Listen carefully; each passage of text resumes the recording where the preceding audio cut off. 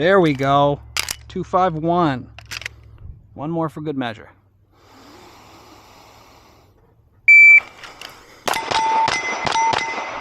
.246.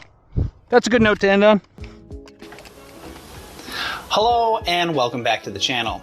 Today we're going to do a deep dive into the Steel Challenge stage Roundabout. We'll cover tips as well as what to consider specifically when you encounter Roundabout at your next match. Before we do that, a little bit of background into myself. I've been shooting Steel Challenge now for a couple years, so far entirely in the Carry Optics division, and I recently made GM. So when we're talking about numbers today, like peak times, it'll be in the context of Carry Optics. If you're new to Steel Challenge and you would like to learn more about the sport in a broader context, then I recommend you check out my video, Mastering Steel Challenge Stages. I'll provide a link in the description as this goes over everything you need to know to be ready for your next match. So now, on to Roundabout. The reason I chose to make a video on Roundabout is because this stage has been the bane of my existence up until very recently.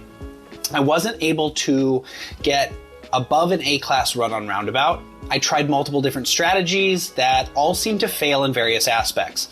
It wasn't until I started to intensely analyze Roundabout that I was able to get a masterclass run.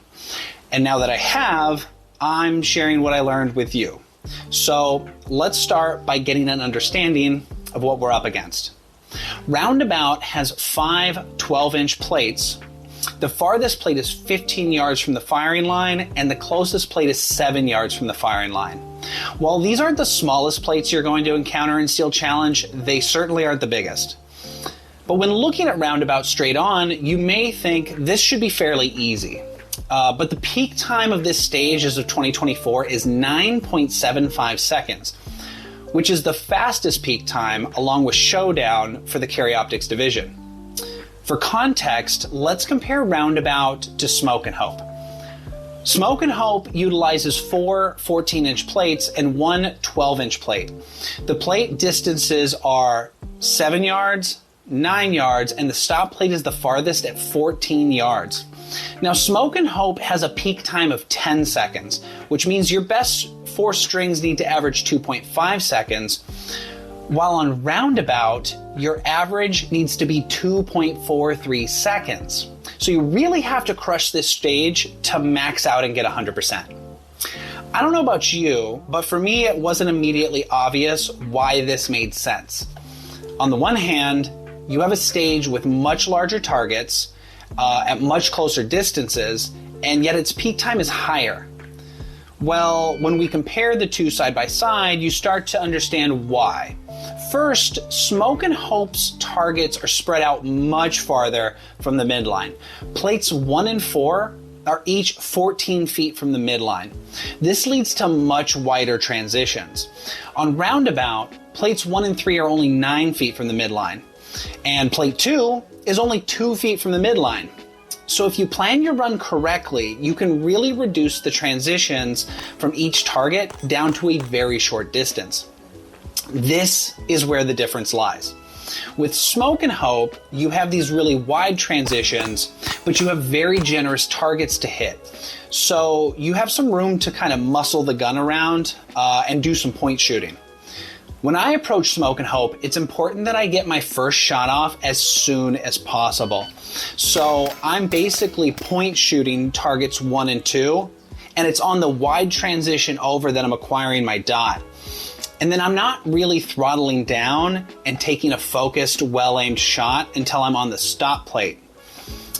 With Roundabout, initially you'll see that I was trying to match that same intensity, but the smaller plates and shorter transitions really don't allow for that. We're going to watch some of my runs from when I was a B and A class shooter and compare them to my recent masterclass run. So this first clip is from my first season in Steel Challenge, and my strategy is to go 1, 2, 4, 3 stop. Let's check it out.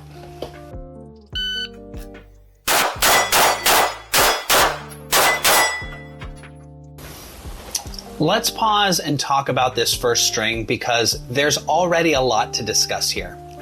Right off the bat, I missed the first target. I have this sense of urgency to get my first shot off as quickly as possible, but what I'm failing to realize here is that if you miss the first shot, it's going to derail you for the rest of the stage. Unlike Smoke and Hope, there's no room to point shoot here. And you really got to make sure that your grip is solid, your trigger finger placement is perfect, and that your dot has settled on the plate before you fire off a round.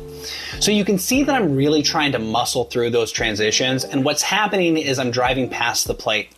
I'm also slapping the trigger, trying to get my shot off as quickly as possible. And that's all leading to misses. The next video is from 2023. At this time, I thought maybe strategy was my issue, so I decided to simplify things and go right to left, 4, 3, 2, 1, stop.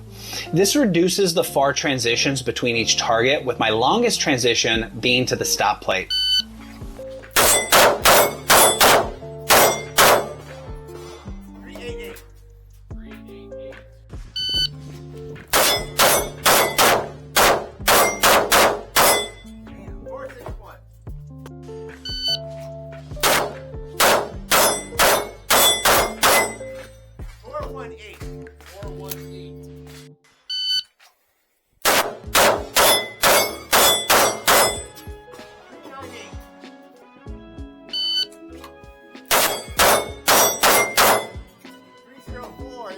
So here you can see I'm still having issues with the back 2 plates.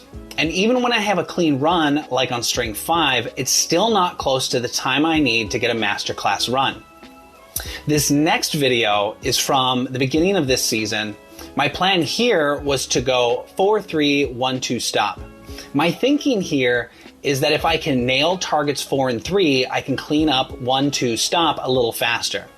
The reason for this is because there's this neat little trick to Roundabout involving plates 1 and 2. If you stand in the top right corner of the shooter's box, you can bring plates 1 and 2 more into alignment with each other and reduce the transition between them.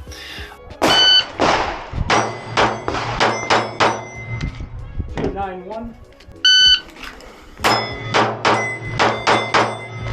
310. 279.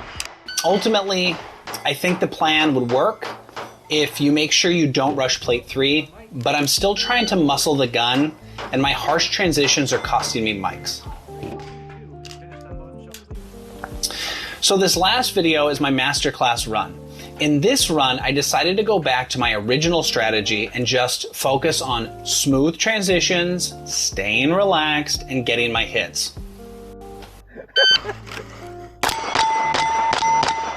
2, 6, 7. 2, 6, 3.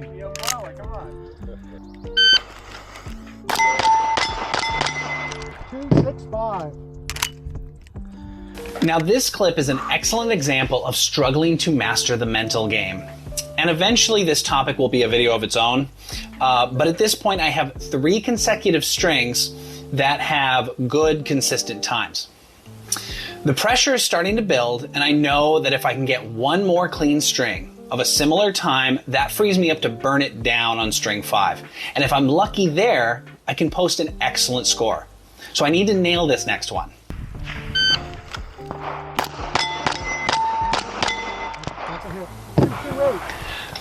And what happens? I rush on the first plate and missed. I made a nice recovery and just barely grazed the edge of plate 3. So not an ideal time, but it's still serviceable. At this point, I still want to push it on string 5 since I would like to make string 4 my throwaway. But since string 4 isn't ideal, there's a little bit more pressure on me to perform than I would like. Fuck! And that's that. I ended this stage with an 1123, which is 86.82%, finally giving me a masterclass run. Even though I was able to determine the best strategy for myself, dial in the right level of intensity and focus, I still had some mics and left knowing that what's left is to master the mental game. I hope this helps. Next time you go up for Roundabout, Please leave a comment if you thought this video was helpful, like and subscribe, and please share this video with any friends who are working towards their masterclass or just starting out in the sport. Thanks for watching, and I'll see you next time.